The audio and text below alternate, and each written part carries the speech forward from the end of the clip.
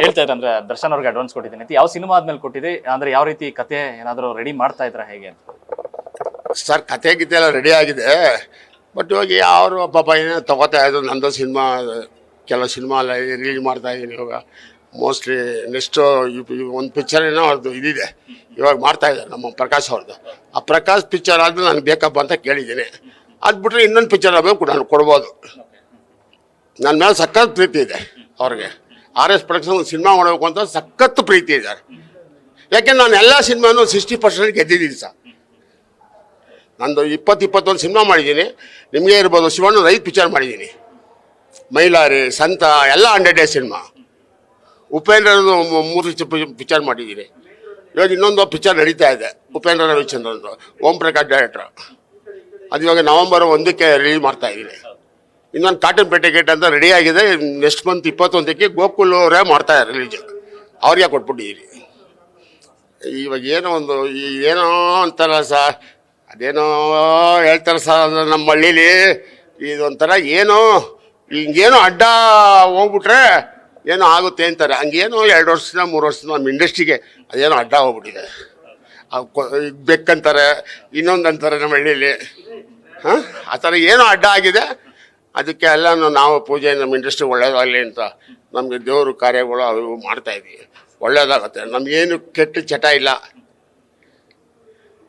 ಇನ್ನೂ ಒಂದು ಈ ಕರ್ನಾಟಕ ಜನಗಳು RS ಪ್ರೊಡಕ್ಷನ್ಗೆ ಆಶೀರ್ವಾದ ಮಾಡಿದ್ರೆ ಇನ್ನೂ ಒಂದು 10 ವರ್ಷ ಕಾಲ ಸಿನಿಮಾ ಮಾಡಿ ಎಲ್ಲರಿಗೂ ವರ್ಕರ್ಸ್ಗೆ ಎಲ್ಲರಿಗೂ ಊಟ ಹಾಕ್ಬೇಕು ಅಂತ ಅಂದ್ಕೊಂಡಿದ್ದೀನಿ. ಭಗವಂತ ಏನು ಮಾಡ್ತಾನೆ ನೋಡ್ದು.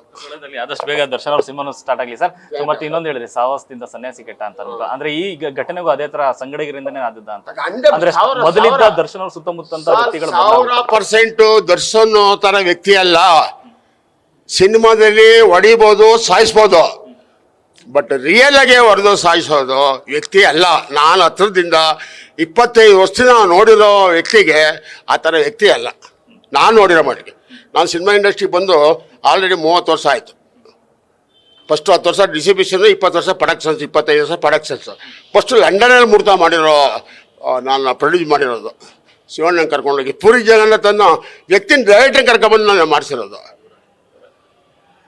ನಾವು ಎಲ್ಲರದು ಫಾಲೋಅಪ್ ಮಾಡ್ತಾ ಇರ್ತೀವಿ. ನಾವು ಬೇರೆ ಕೆಲಸನೇ ಇಲ್ಲ ಸರ್, ಸಿನಿಮಾನೇ. ದಯವಿಟ್ಟು ಇವತ್ತು ಬೌದೂರ್ ಸಿನಿಮಾ ರಿಲೀಸ್ ಆಗಿದೆ ನಮ್ಮ ಬ್ಯಾನರಲ್ಲಿ. ಗೋಕುಲ್ ಫಿಲಮ್ಸ್ ಅವ್ರು ಮಾಡಿದ್ದಾರೆ. 7 ಕೋಟಿ ಕನ್ನಡಿಗರಿಗೆ ಸಿನಿಮಾ ನೋಡಿ ತುಂಬ ಚೆನ್ನಾಗಿದೆ, ಅದ್ಭುತವಾಗಿದೆ. ಇವತ್ತು ನೋಡ್ತಾ ಇದ್ರೆ ಫ್ರೆಶ್ಶಾಗಿ ನಿನ್ನೆ ಮಾಡ್ದಂಗಿದೆ ಸಿನಿಮಾ. ನೀವೆಲ್ಲ ನೋಡಿ RS ಪ್ರೊಡಕ್ಷನ್ಗೆ ಹಾರೈಸಿ. ಜೈ ದೀನ್, ಜೈ ಕರ್ನಾಟಕ. ಎಸ್, ಇದಿಷ್ಟು ಕನಕಪುರ ಶ್ರೀನಿವಾಸ್ ಅವರ ಮತ್ತು camera person Roshan Lokesh, news first Bengaluru.